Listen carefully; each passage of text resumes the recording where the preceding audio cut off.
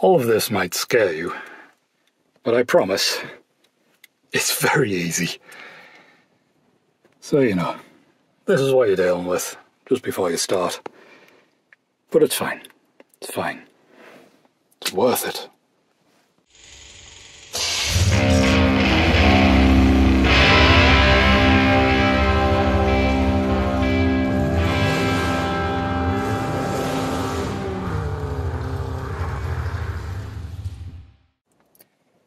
Welcome back, folks. So, we're going to be changing the fascia from kilometers per hour to miles per hour in the lovely Cube here.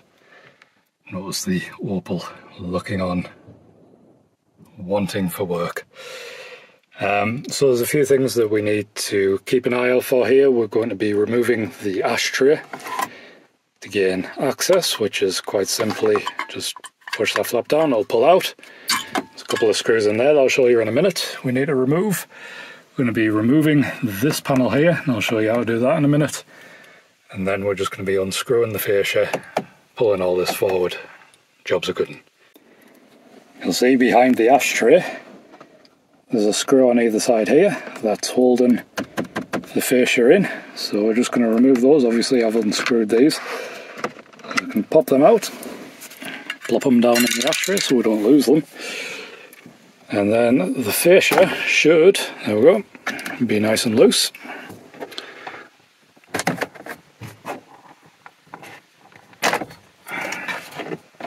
Pop that off. Now this is where it's going to get tight here. So we need to pop this side panel off.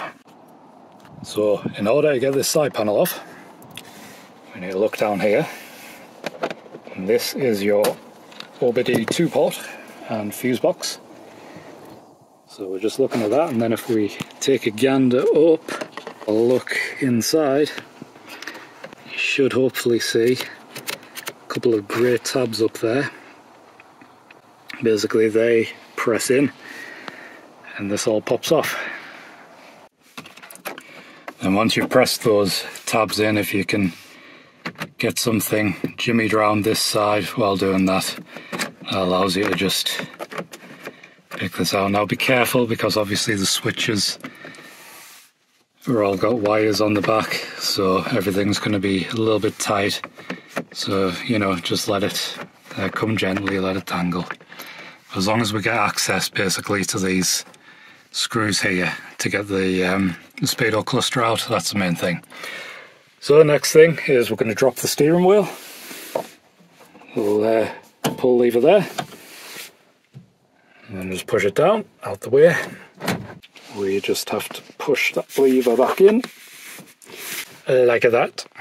I'll hold our steering wheel down, and then we're just going to come in, and we've already sort of popped this forward, the fascia, so we can look at getting this off now, like that.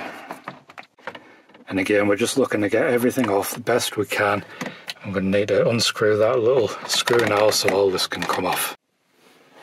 So once we've got this little screw out here, put that up there, this should now come away, and you're going to notice it's going to still be tight on the steering column, so just be gentle with it. But if you just lift it up and pull sideways, it should come away if you've done everything right. Like that. Now we can see we're held in a few places. So we've got this one, we've got one down here by the look of it, and we've got another one down here. Oh, one last thing, either take a photo of it static or take a photo with the engine running, so that you can get your needles placed again. Okay, that's a tip I picked up off the Facebook group. Thank you to Dan Bell for all of the information on this, by the way. So yeah, do that first. So once we've unscrewed those three, just go ahead and remove the cluster. On the back, you're going to see your connection there. So if we just go ahead and disconnect that, it should just pull out, I think. And there's a clip there. Okay, there we go. There we go. Oot. Well, only gone back in one way as well, so you're not really at risk of anything. So it's looking like everything's held together with plastic clips. Be gentle, don't force anything. But yeah, that's your go-to. So we've gone around, we've undone all those tabs, which means this grey fascia is just going to come off. I'm going to plonk that down, and this gives us access to this, which is what we're going to be changing. So your dials do just pop off, but they are very tight, so I've already had this one off once, so that'll come away easily. But you can see they're sort of held in with this plastic female connector onto the pin.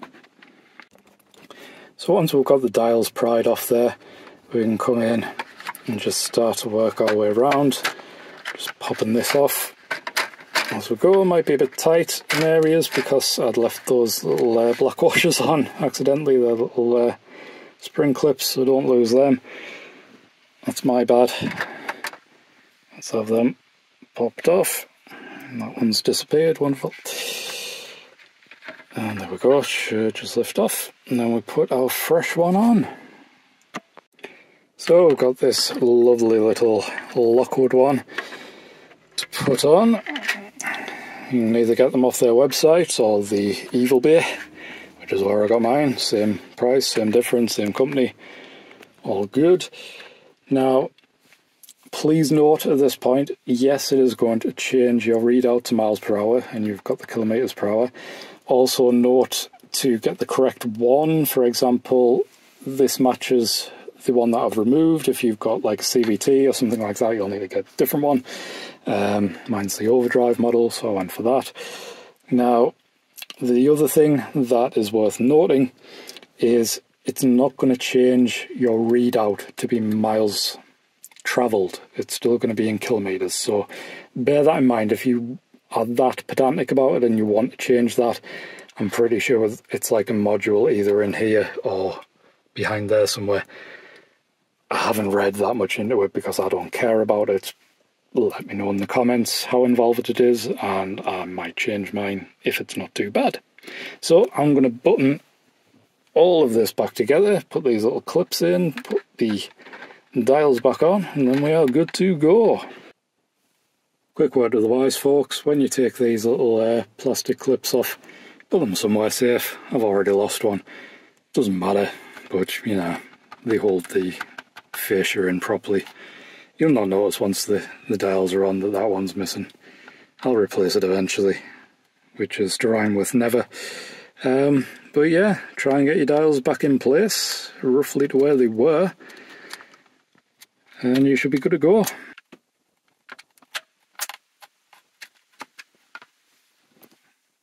And there we go. Let's reverse all of this chaos, and we'll be good. Oh, poor thing, really wants working on over the summer. Now, it's worth mentioning before you go putting everything back together just yet, if you just plug your Speedo in and, you know, turn the ignition on, just make sure you've done everything right first.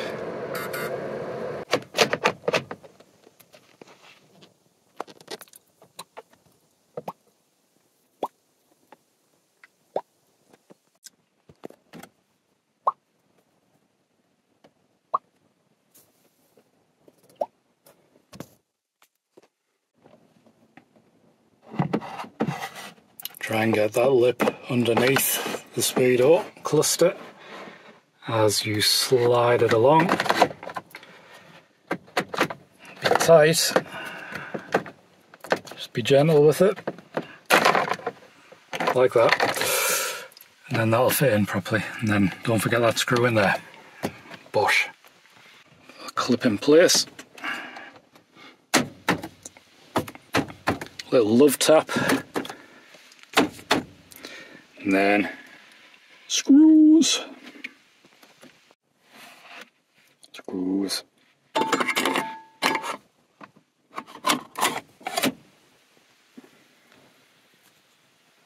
And last bit. Should be the easy bit.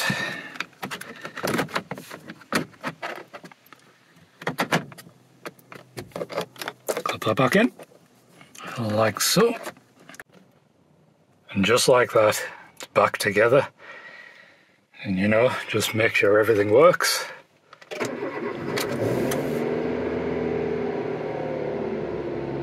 Which it does. Fantastic. Yeah, take it for a spin, make sure everything works, but other than that, happy days. So, thanks for watching. Hopefully you found it helpful. Leave a comment, let us know how you got on. And until then, like, subscribe if you want to see more, especially if that little nugget peeping through there. Cheers. Bye now.